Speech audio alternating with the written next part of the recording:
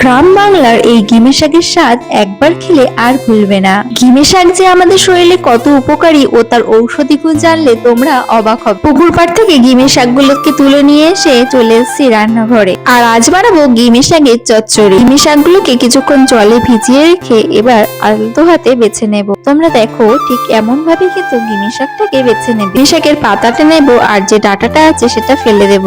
গিমে শাকের ডাঁটাটা কিন্তু কখনোই তোমরা নেবে না। তো এইভাবে আমি সমস্ত শাকগুলোকে বেছে নিয়েছি ও ডাঁটাগুলোকে ফেলে দিয়েছি।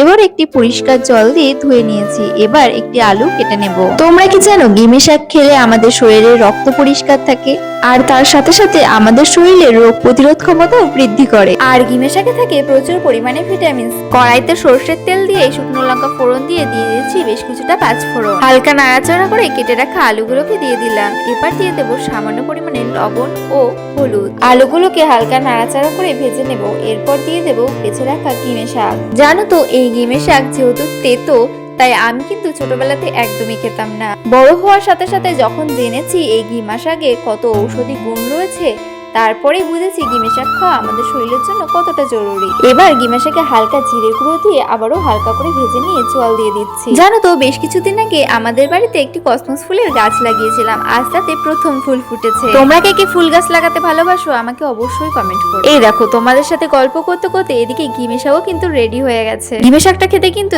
দারুণ হয়েছিল। তোমরা বাড়িতে রেসিপিটি একবার হলেও ট্রাই করে দেখো।